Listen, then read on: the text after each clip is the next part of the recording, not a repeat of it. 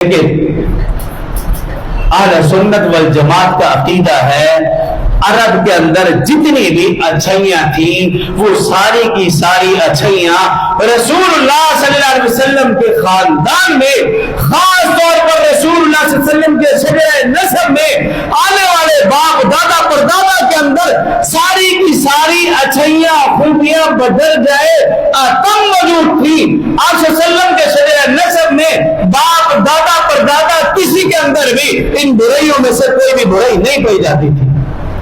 یہ اہل سنت والجماعت کا عقیدہ کہ آپ کا خاندان وزیر تھا، شجاع تھا، بہادر تھا، سخی تھا، بت پرستی سے وہ محفوظ تھا۔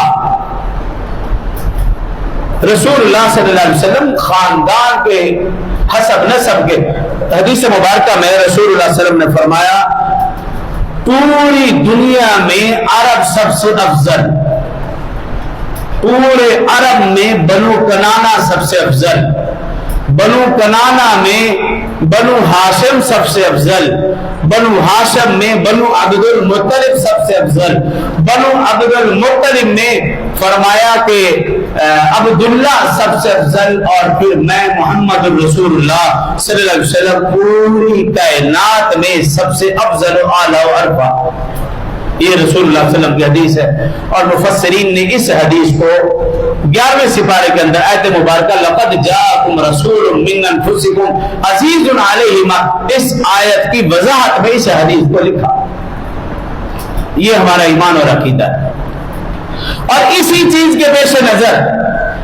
محدثین، مفسرین، محققین نے لکھا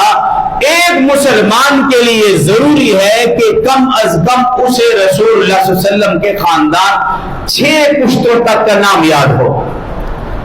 آپ کے والد حضرت عبداللہ، دادا حضرت عبد المطلب، آپ کے پردادا حضرت ہاشم، اور اس سے اوپر عبد مناف، اس سے اوپر قصی، اور اس سے اوپر بن کلاب۔